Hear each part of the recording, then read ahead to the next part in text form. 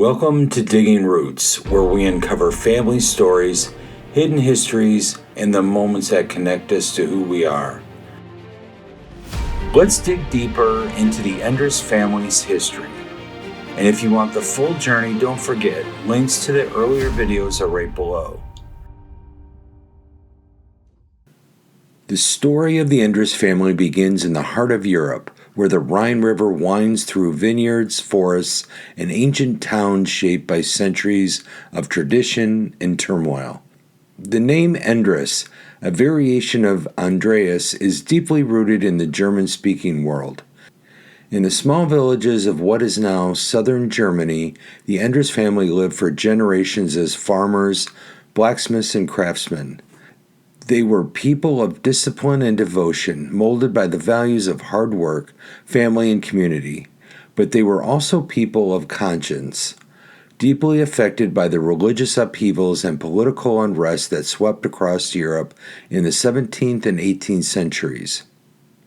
Whether through the 30 Years' War, shifting allegiances, or the pressures of feudal life, the Endres family, like many others, began to look beyond the horizon.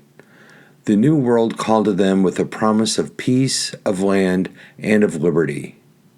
Those who made the journey across the Atlantic did not come lightly. They left behind everything they knew.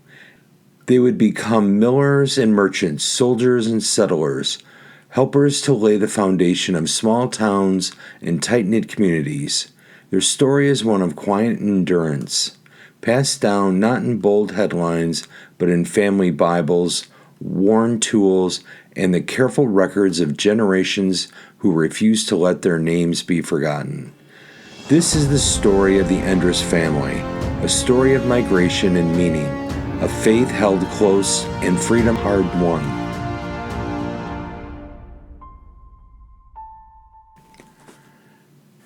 The Kelhofer family story begins in Guntmadingen, a small village in northern Switzerland, just a stone's throw from the German border.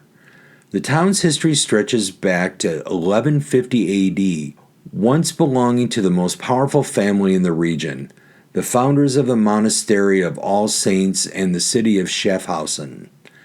But for the Kelhofer name, its meaning was tied to something more humble, yet equally important.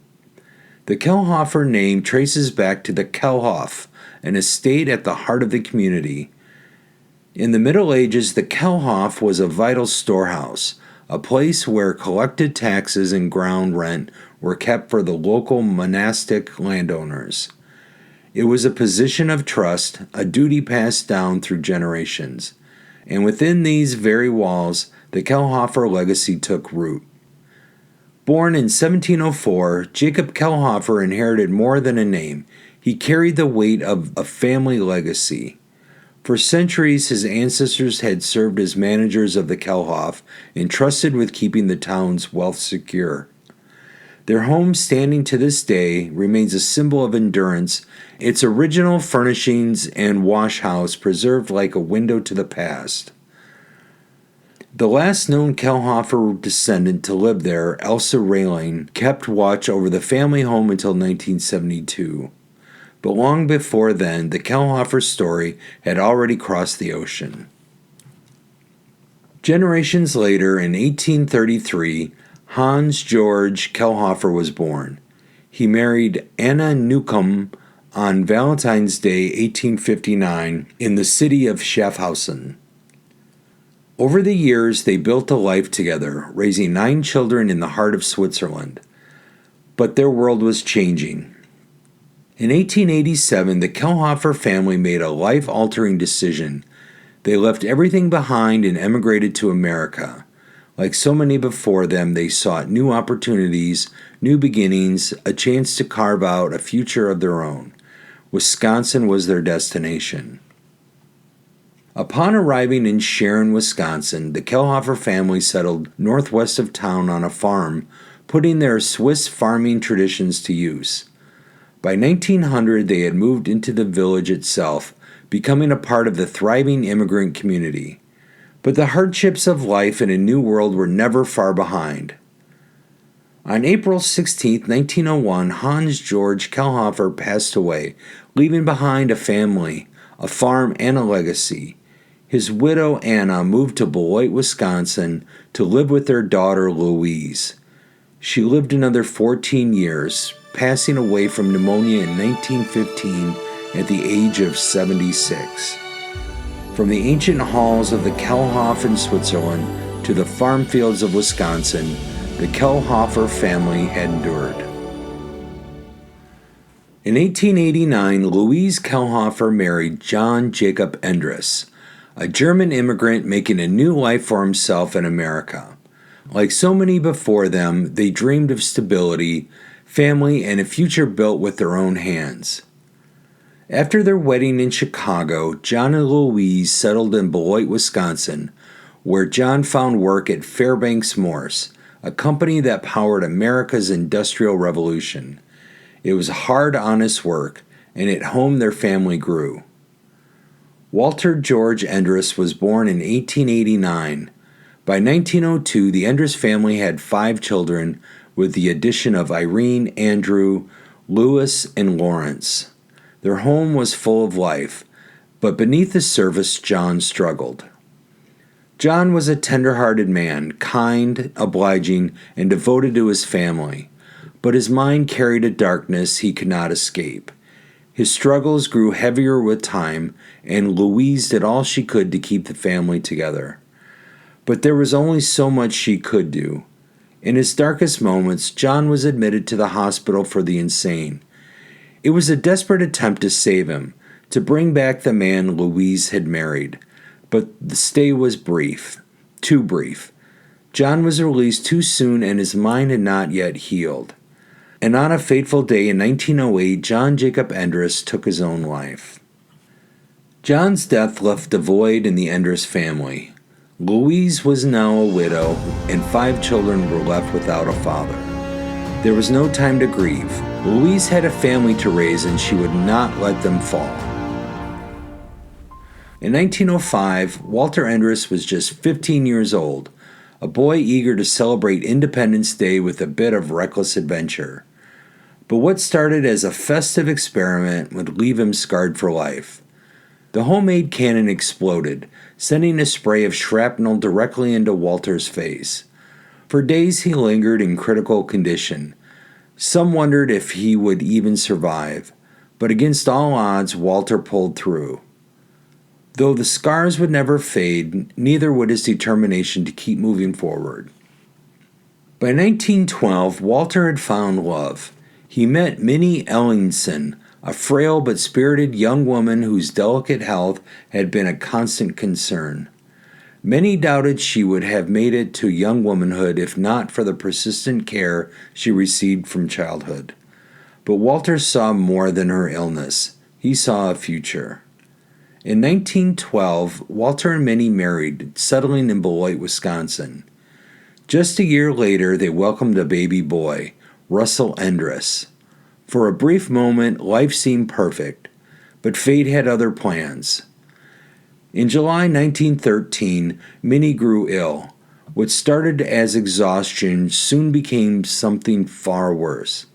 By August, Minnie had been moved to Leroy, Illinois, to stay with her parents. Doctors did what they could, but tuberculosis had already taken hold. Her strength faded, her body weakened. On September 12, 1913, at just 21 years old, Minnie Ellingson Endres took her last breath. Walter had faced death before, but this was something else entirely. Now he was a widower at just 23 and a single father to a motherless child. Walter had survived tragedy before, but how do you survive a broken heart? After Minnie's death, Walter was left with an infant son and a broken heart, but life does not pause for grief. He found work at Emerson Branningham Company in Rockford, Illinois, and there he found Belle Pansy Hartley. By 1920, Walter and Belle were married, creating a new home and a new family together with Russell in Latham Park. Then in 1921, they welcomed Mary Louise Endres. and in 1924, their youngest, Richard Emerson Endres, was born. The Endres family was whole, but fate had one final test for Walter. Walter was swimming with his brother Andrew in the Rock River near his home north of Rockford. Walter had never been a strong swimmer, neither had Andrew. But the river was familiar, a place of relaxation, not danger, not yet. Andrew planned to swim out to a set line and was making his way towards it when he felt his strength started failing. He wanted to call for help, but he didn't.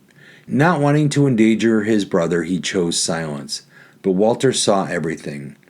Walter plunged forward, believing he was in shallow water, on a sandbar with solid footing, but he wasn't. The river had other plans as he inadvertently stepped into a deep hole in the river. On shore, two young women were spending Sunday with friends near the scene, and they heard the desperate call for help. They directed their boat to the spot where he was sinking. Andrew was rescued, and the girls began to look for Walter. When they were unable to locate him, they took Andrew to shore. They reached Andrew just in time. But Walter was already gone. Walter Endres had disappeared beneath the water at 11:45 a.m. Hours passed and still no sign of him. At 5 p.m., the searchers found him. His final act had been trying to save his brother's life, but he could not save himself.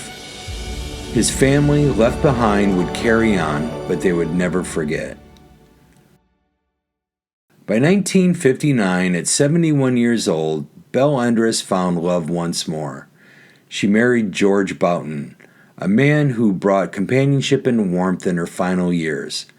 But even love cannot outpace time. 4 years later, in 1963, Belle's journey came to an end. Russell, Walter's eldest son, grew into a man of strength and resilience.